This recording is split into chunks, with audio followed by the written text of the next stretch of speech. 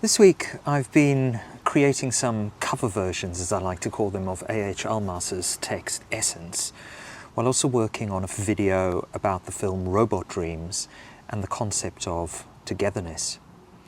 In this process, I've been repeatedly reminded of Martin Buber's I and Thou, which in German actually translates to I and you, ich und du. Buber's first English translator, Ronald Gregor Smith, translated it as I and thou, perhaps to sort of capture the reverent and intimate connotations of the you in this text, which then became the standard title in English, although ironically the word thou doesn't really have the intimacy and familiarity of du in German, and so somewhat dilutes or formalizes the essence of you implied in Buber's thinking and writing. Anyway, searching online for an audio reading, I thought I'd listen to I and Thou. And I couldn't find one, so I thought, okay, let's maybe do a cover version, perhaps simultaneously with these Almas videos on Essence. Because I think there's a lot of cross-fertilization between these two mystics, you know, one Jewish, one Arabic, and it feels like a good time now, more than ever, to remind ourselves at a psycho-spiritual level just how much Arabs and Jews are brothers, sisters, rather than diametrically opposed enemies. So, let us jump straight in. This is the Kaufman translation with a couple of tweaks to make that 1923 text a little bit more inclusive, a little bit more 2023 relatable, mainly just changing some of those he, him pronouns, mankind, I don't know, yeah, doing a bit of that, just so that the language doesn't come across as penis focused, I guess. But everything else is as it is written.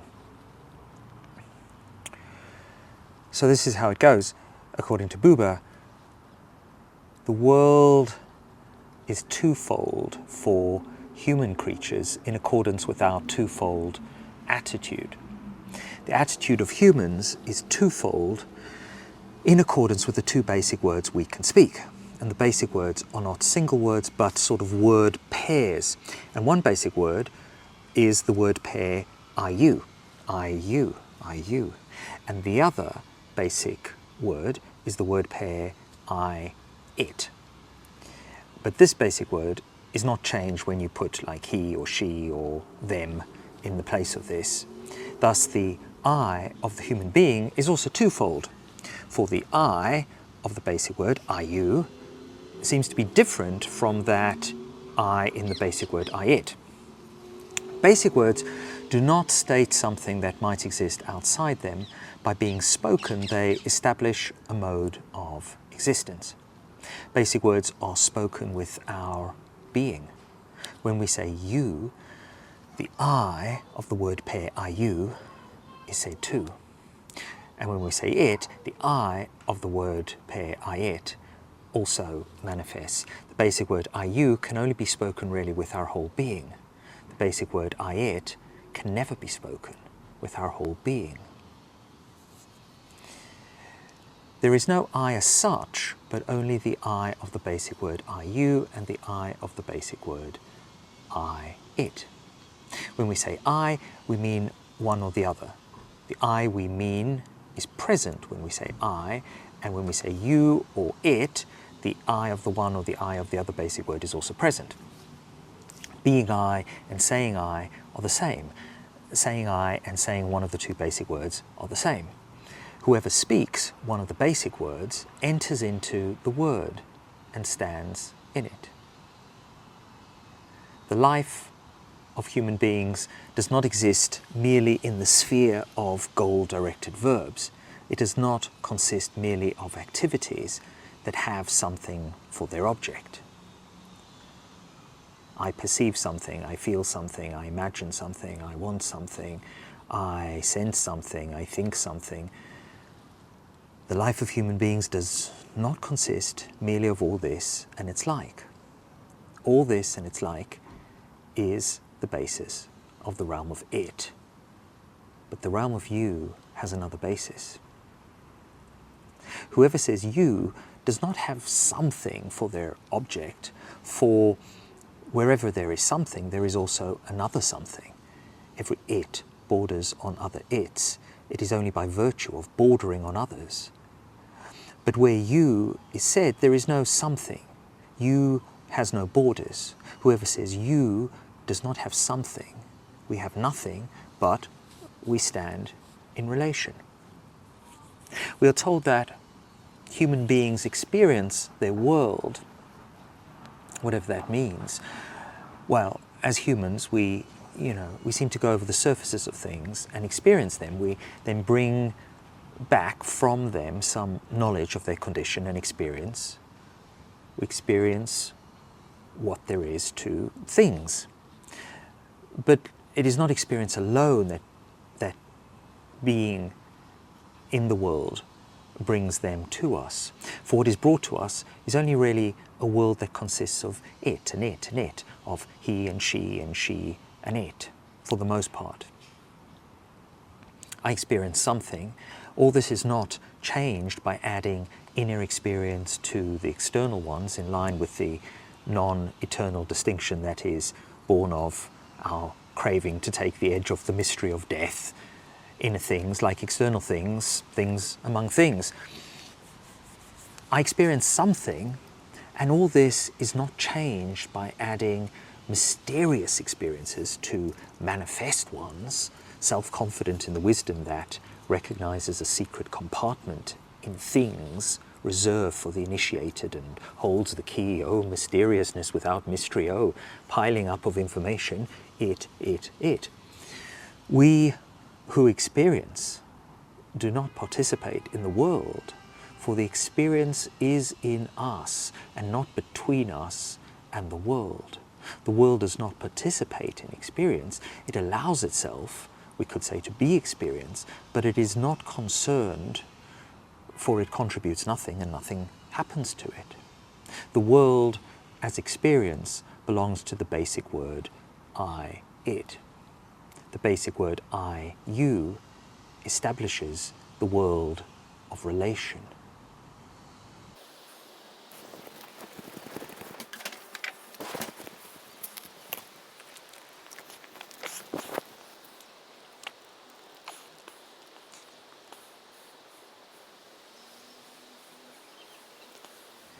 Three are the spheres in which the world of relation arises. The first, life with nature. Here the relation vibrates in the dark and remains below language. The non-human animal stirs across from us, but they are unable to come to us, and the you, we say to them, sticks to the threshold of language.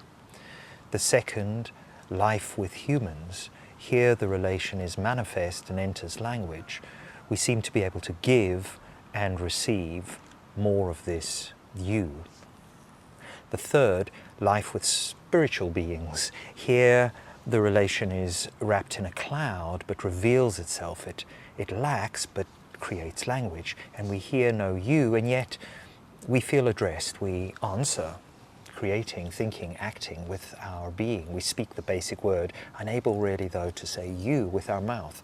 I guess this is like speaking to someone on YouTube in a way too. But how can we incorporate into the world of the basic word what lies outside language? In every sphere, through everything that becomes present to us, we gaze toward the train of the eternal you. In each we perceive a breath of it. In every you, we address the eternal you in every sphere according to its manner. So I contemplate a tree.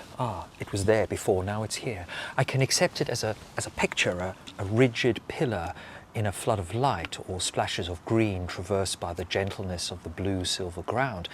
I can feel it as movement, the flowing veins around the sturdy striving core, the sucking of the roots, the breathing of the leaves, the infinite commerce with earth and air, and the growing itself in its darkness. I can, assign it to a species and observe it as an instance with an eye to its construction and its way of life. I can overcome its uniqueness and form so rigorously that I recognize it only as an expression of the law those laws according to which a constant opposition of forces is continuously adjusted, or those laws according to which the elements mix and separate, I can, whatever, dissolve it into a number, into a pure relation between numbers, and eternalize it. Throughout all of this, the tree remains my object and has its place and its time span, its kind and condition, it. But it can also happen, if will and grace are joined, that as I contemplate the tree, I am drawn into a relation and the tree ceases to be an it. The power of exclusiveness has seized me. And this does not require me to forego any of the modes of contemplation. There is nothing that I must not see in order to see, and there is no knowledge that I must forget. Rather, everything is picture and movement and species and instance and law and number included and inseparably fused.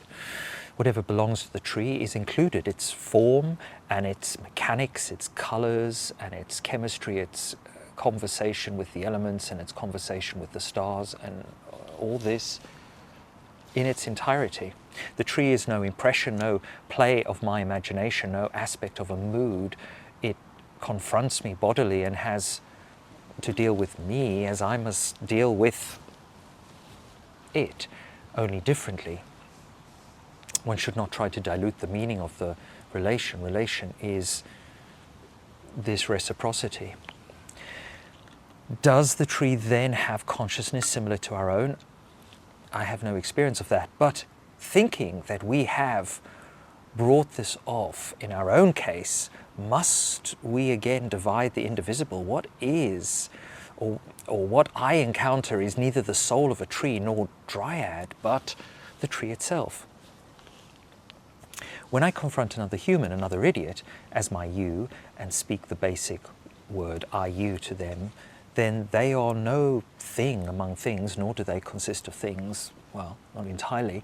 They are no longer he or she idiots, limited by other he's and she's and their various idiocies, a dot in the world grid of space and time, nor a condition that can be experienced and described, a loose, bundle of named qualities, neighborless and seamless. They are you somehow, and fill the firmament, not as if there were nothing but them, but everything else seems somehow to live in their light. Even as a melody is not composed of tones, nor a verse of words, nor a statue of lines, one must pull and tear to turn a unity into a multiplicity. So it is with the human creatures to whom we say you. I can abstract from them the color of their hair, or the color of their speech, or the color of their graciousness. I can even abstract from them their personhood in a sort of Enneagram style, the engine of their idiocies. I have to do this in some way again and again, but immediately they are no longer that you. And even as prayer is not in time, but time in prayer, the sacrifice not in space, but space in the sacrifice, and whoever reverses the relation annuls the reality, I do not find the human being to whom I say you, not the idiot, but the human essence, in any sometime and somewhere. I can place them there, and I have to do this again and again, but immediately they become a he or a she, an it, an idiot, and no longer remain my you. As long as the firmament of the you is spread over me, the tempests of causality cower at my heels, and the whirl of doom congeals. The human creature to whom I say you, I do not experience, but I stand in relation to them in the sacred basic word. Only when I step out of this do I experience them again. Experience is a sort of remoteness from you. The relation can obtain even if the human being to whom I say you does not hear it in their experience. For you is more than it knows. You does more, and more happens to it than it knows. No deception reaches this far. Here is the cradle of actual life. This is the eternal origin of art, says Buber, that a human being confronts a form that wants to become a work through them, not a figment of their soul, but something that appears to the soul and demands the soul's creative power. What is required is a deed that we enact with our whole being. if we commit it and speak with our being, the basic word, to the form that appears, then the creative power is released and the work comes into being. The deed involves a sacrifice and a risk. The sacrifice, infinite possibilities surrendered on the altar of the form. All that but a moment ago floated playfully through one's perspective has to be now exterminated. None of it may penetrate into the work. The exclusiveness of such a confrontation demands this. The risk, the basic word, can only be spoken with one's whole being, which is a risk. Whoever commits themselves may not hold back part of themselves, and the work does not permit us, as a tree or another human creature might, to seek relaxation in the it world. It is impervious. If we do not serve it properly, it breaks us or it breaks.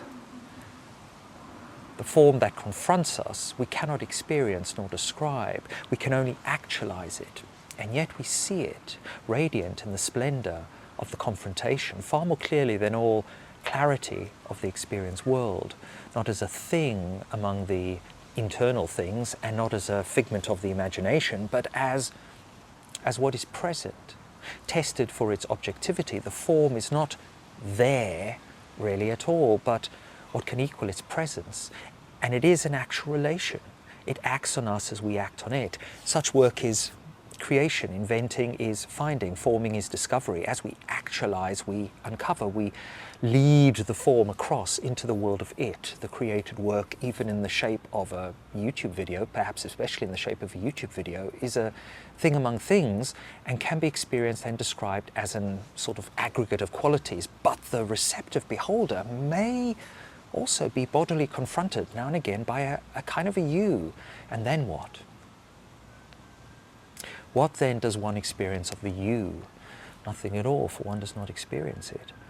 What then does one know of the you? Only everything, for one no longer knows particulars. The you encounters us by grace, or maybe in the, comment section of a YouTube video, but it cannot be found by seeking.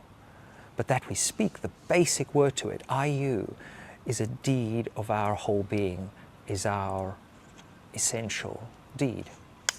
The you encounters us, but we enter into a direct relationship to it. Thus the relationship is election and electing, passive and active, all at once. An action of the whole being must approach passivity, for it does away with all partial actions, and thus with any sense of action which always depends on limited exertions. The basic word I, you can be spoken again and again. Buber is saying this, right? Only with one's whole being. The concentration and fusion into a whole being can never be accomplished by us, can never be accomplished without us, but we require a you to become. Becoming I, we say you. All actual life is encounter, all essential life is encounter. And I guess that is his Amen, Amen. Amen, Amen. All actual life is encounter, all essential life. All essential life is encounter.